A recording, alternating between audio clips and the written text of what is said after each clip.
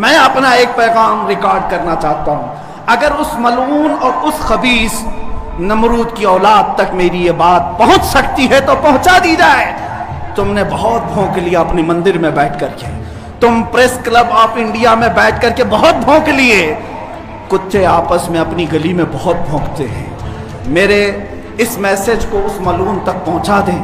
अगर जरा बराबर भी दम खम है तुम्हारे अंदर, तुम्हारी मां ने अगर दूध पिलाया है तुमको, तो अब मैं मुनाजरे का चैलेंज नहीं दे रहा हूं, डिबेट भी नहीं करूंगा, बातचीत भी नहीं करूंगा। आओ मैं ऐलान करता हूं, 8 दिन के अंदर तुम दिल्ली पहुंचो, किसी मैदान में पहुंचो, अपनी सारी मुकद्दस किताबें लेकर के आओ। इंशाअल्लाह अज़ीज ये फकीर कुरान पाक लेकर हाजिर होगा। हम आएंगे, तुम अपने सारे गुरु घंटालों को लेकर जमा हो जाओ। मैं मुनाजरे का चैलेंज नहीं दे रहा हूं, तवज्जो चाहता हूं। मैं डिबेट करने की बात ही नहीं कर रहा हूं। ये न्यूज एंकर जितने दज्जाली मीडिया वो भी सुन लें, अपने डेस्क पर बैठ करके टट्टू लोगों को लड़ाते रहते हैं वो भी सुन लें। कुरान, इस्लाम, रसूल की जात पर हमले कराने के लिए जरखरीद लोगों को बिठाते हैं, वो भी सारे न्यूज एंकर, ये पंडित सब जमा हो जाए मैदान में। ये फकीर कादरी हाजिर होगा, एक बड़ी आग जलाई जाए, आग लगाई जाए। मैं उससे कहता हूं, मैं भी आग में दाखिल होऊंगा, तू भी आग में दाखिल हो जा। जो सलामत रहेगा उसका दीन हक पहचाना जाएगा।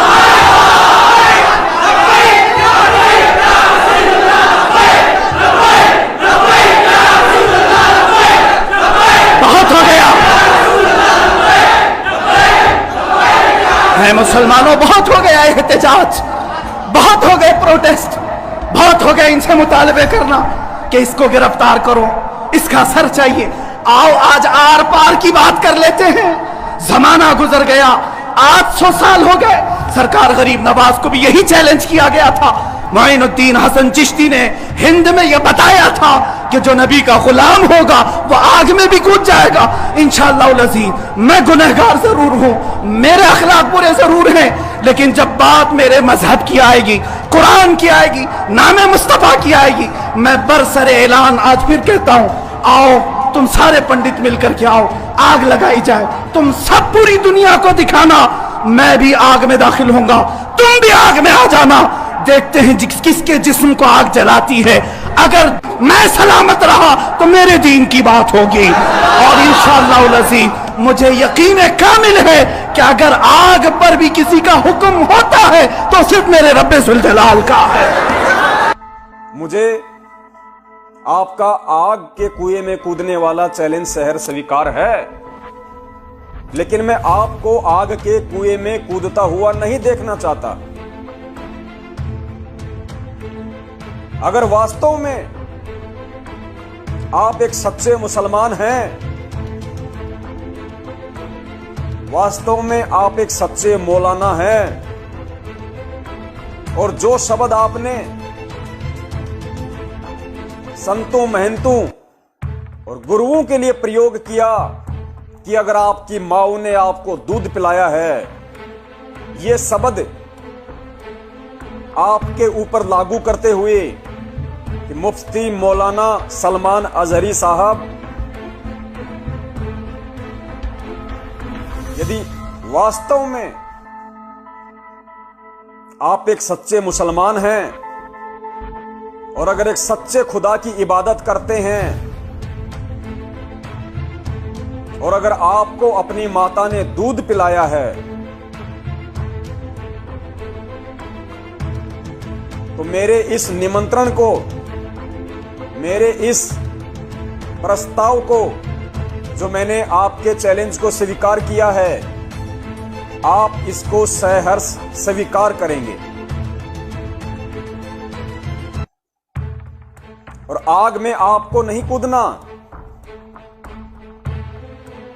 आग में आपको नहीं कूदना, क्योंकि मुझे पता है इस बात का कि इस पूरी पृथ्वी पे यदि कोई सच्चे खुदा की इबादत कर रहा है, इस पूरी पृथ्वी पे यदि किन्हीं प्राणियों के सिर पे उस अल्लाहु अकबर का, जिसने 6 दिन में सृष्टि रची, 7वें दिन तख्त पे जा बैठा, यदि उसका आशीर्वाद किसी के सिर पे है, तो इस पूरी सृष्टि में सिर्फ और सिर्फ उन्हीं आत्माओं के ऊपर है, उन्हीं व्यक्तियों के ऊपर है, उन्हीं भाई बहन बुजुर्ग बच्चों के ऊपर है जो परमपिता परमेश्वर सतगुरु रामपाल जी महाराज जी की शरण में मर्यादित भक्ति कर रहे हैं। इसलिए मुझे पता है, मैं इस चीज से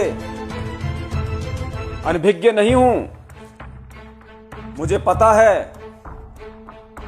कि ना आप अग्नि से बचने वाले, ना आप किसी और चीज से बचने वाले। 101% आपकी डेथ होनी है।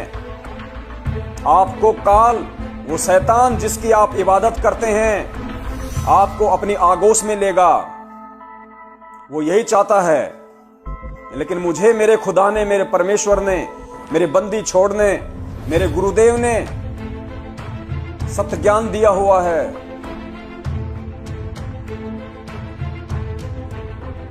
सच्ची भक्ति विधि दी हुई है और मुझे धर्म की परिभाषा बताकर धार्मिक बनाया है। उस दयालु ने मेरे अंदर दया का गुण दिया है और मुझसे कहा है कि पूरी पृथ्वी पर रहने वाले जितने भी प्राणी हैं, चाहे वो मानव शरीरधारी हो, चाहे पशु पक्षी कीट पतंगों की योनि में हो, सब हमारे भाई बहन हैं। उन सब में उस परमपिता परमेश्वर अल्लाह अकबर की आत्मा निवास करती है। क्योंकि परमेश्वर शरीर नहीं देखता, अल्लाह शरीर नहीं देखता, अल्लाह शरीर में अपनी आत्मा देखता है। आत्मा तो शरीर तो मिट्टी में मिल जाएगा और मिट्टी में सबका मिलता है, लेकिन वो आत्मा, वो रूह, वो चाहे मुसलमान की हो, चाहे हिंदू की हो, चाहे सिख की, चाहे ईसाई की, वो अजर अमर है, अमिट है। तो वो परमात्मा अपनी रूह देखता, अपनी आत्मा देखता है। इसलिए मैं आपको आग के कुएं में झोंककर उस सच्चे रहनुमा परमपिता परमेश्वर की नजरों में दोषी नहीं बनना चाहता। लेकिन आपके प्रस्ताव को स्वीकार करते हुए यदि आप एक सच्चे मुसलमान हैं, मेरी नजरों में आप सच्चे मुसलमान नहीं हैं। मेरी नजरों में आप सच्चे अल्लाह की इबादत नहीं करते, आप शैतान की इबादत करते हो। लेकिन आप यदि अपने आप को सच्चा मुसलमान मानते हो और सच्चे अल्लाह अकबर की इबादत करने वाला मानते हो,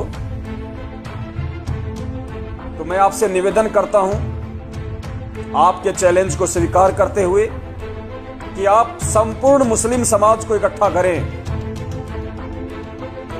क्योंकि चैलेंज आपने मुसलमान धर्म की तरफ से दिया है, आपने मुस्लिम समाज की तरफ से दिया है। इसलिए आपकी जिम्मेदारी बनती है कि चाहे दिल्ली हो, चाहे बॉम्बे हो, चाहे देश और दुनिया का कोई भी कोना हो, आप मुसलमान धर्म के जितने भी धर्म गुरु हैं और देश की जितनी भी मीडिया है, आप उसको इकट्ठा करें। पूरे देश विदेश में इसका प्रचार हो कि इस पूरे हिंदुस्तान में अपने आप को जगत गुरु तत्वदर्शी संत रामपाल जी महाराज का शिष्य कहने वाला पवन दास डंके की चोट पे सोशल मीडिया पे लाइव प्रोग्राम के माध्यम से ये ऐलान कर रहा है कि वर्तमान का जो मुसलमान समाज है, वर्तमान के जितने भी मुस्लिम धर्म को मानने वाले लोग हैं, वो सब के सब शैतान की इबादत करते हैं, उस अल्लाह अकबर की इबादत नहीं करते। और दुनिया में यदि कोई धर्म है और आने वाले समय में यदि कोई धर्म बचेगा, सिर्फ मानव धर्म बचेगा और मानव धर्म ही चलेगा। डंके की चोट पे कह रहा है और इस बात का प्रमाण देने के लिए वो ये शर्त रख रहा है कि वो मुसलमान धर्म के किसी भी मौलवी को, किसी भी मुफ्ती को, किसी भी मौलाना को, किसी भी पीर को आग के कुएं में कूदने के लिए बाध्य नहीं कर रहा, कायरों वाला काम नहीं कर रहा, बुज़दिलों वाला काम नहीं कर रहा, हत्या और मारकाट की बात नहीं कर रहा। वो एक धार्मिक व्यक्ति है और धर्म के अनुसार बात कर रहा है कि पूरे मुस्लिम समाज को इकट्ठा किया जाए, मुस्लिम समाज के धर्म गुरुओं को इकट्ठा किया जाए, देश की मीडिया को सूचित किया जाए, इकट्ठा किया जाए और देश विदेश के किसी भी कोने में एक मंच तैयार किया जाए और वहां पे मुफ्ती सलमान अजहरी की कंडीशन के अनुसार एक बड़ा सा कुआं खोदा जाए, उसमें आग को उत्पन्न किया जाए, अंगारे लपटे लेती हुई आग, और उस धधकती हुई आग के कुएं में मुफ्ती सलमान अजहरी साहब नहीं, मुसलमान धर्म का कोई व्यक्ति या कोई मौलाना नहीं, उस धधकती हुई आग में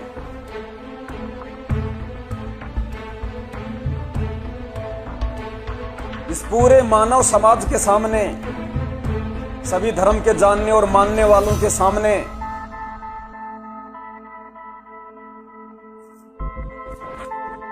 अपने परमपिता परमेश्वर सतगुरु रामपाल जी महाराज जी की ये अनमोल पुस्तक, ये शब्द पावर से युक्त पुस्तिका अपने हाथ में लेके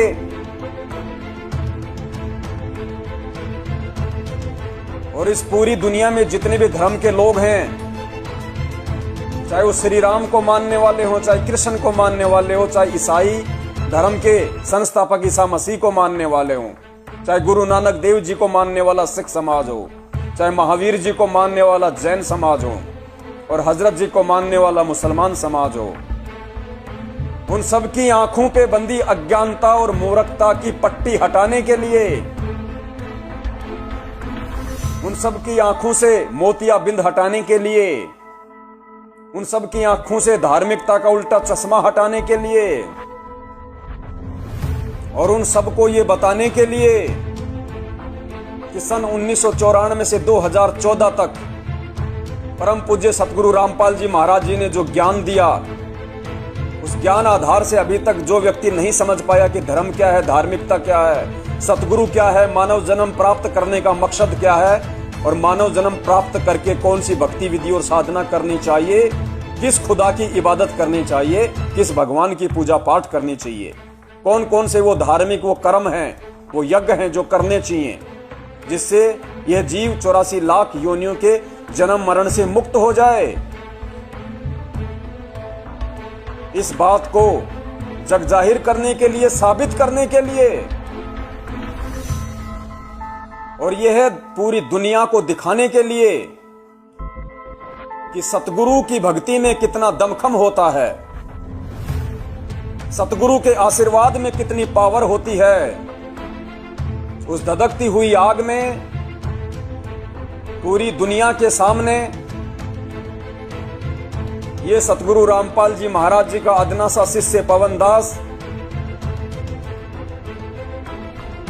इस छोटी सी पवित्र पुस्तिका को, जो कुरान शरीफ से लाख गुना ज्यादा पाक और पवित्र है, जो वेदों से भी लाखों गुना ज्यादा पवित्र और पाक है, गुरु ग्रंथ साहिब से भी लाखों गुना पवित्र और पाक है, बाइबल से भी लाखों गुना पवित्र और पाक है।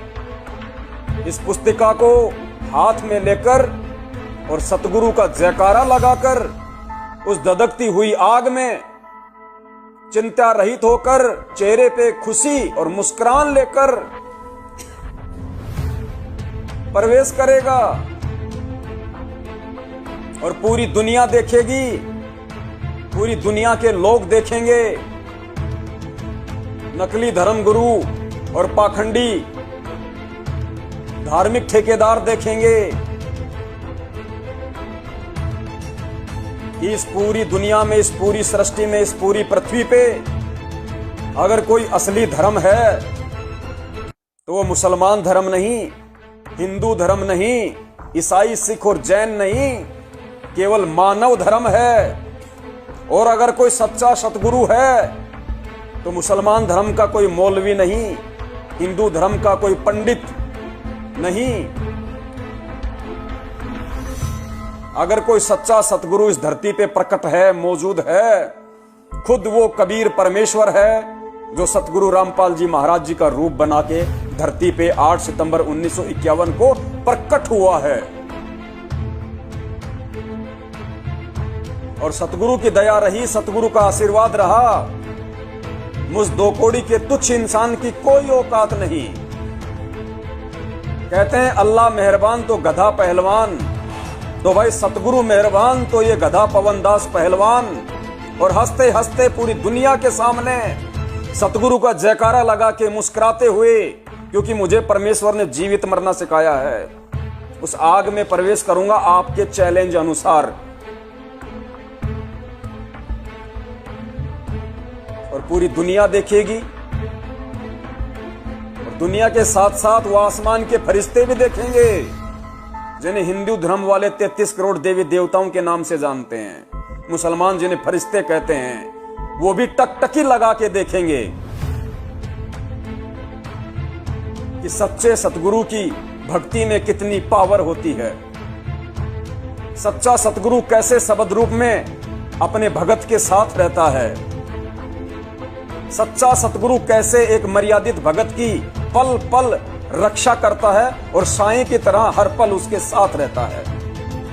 पूरी दुनिया देखेगी, पूरी सृष्टि देखेगी। ये आपके चैलेंज को स्वीकार करते हुए पूरे मुस्लिम समाज से और मुफ्ती मौलाना सलमान अजहरी जी से मेरा निवेदन है, मेरी प्रार्थना है कि आप अपने आप को एक सच्चा मुसलमान साबित करते हुए, अपने आप को सच्चे खुदा की इबादत करने वाला साबित करते हुए और वास्तव में एक मां का दूध पीकर पला और बड़ा हुआ नौजवान साबित करते हुए मेरे इस निमंत्रण को स्वीकार करेंगे, ऐसी मुझे उम्मीद है।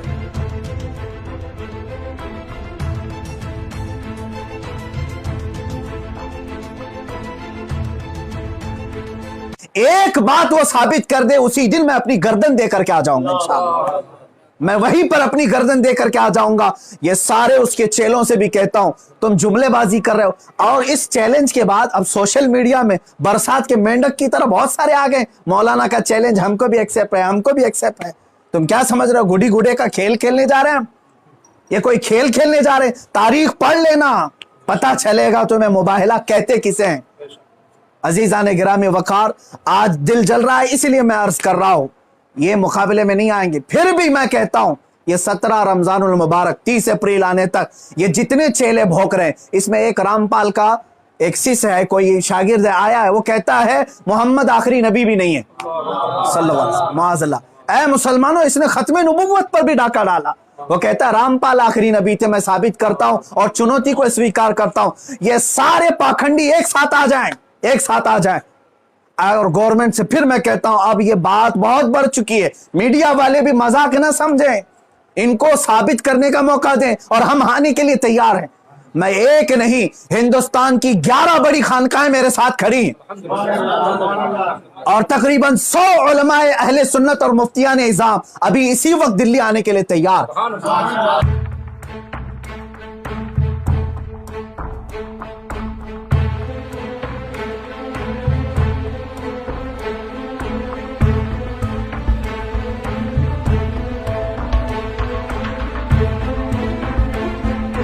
मेरे अजीजों, यहां पर आखिरी मैं एक मैसेज ये देता जाऊंगा, जिन लोगों को ये बेचैनी है, बाज मीडिया रिपोर्टर्स और दूसरे लोगों ने मुझे राब्ता करके ये कहा कि इससे हिंदू मुस्लिम या कम्युनल हार्मोनी ना पैदा हो जाए, मैं इसको स्पष्ट करता हूं, बार बार मैं कहता आ रहा हूं, हिंदुस्तान के दीगर हिंदुओं से या दूसरे पंडितों, संतों और महंतों से मेरा कोई झगड़ा नहीं, मैं उनसे कोई बाज पुरुष नहीं कर रहा हूं।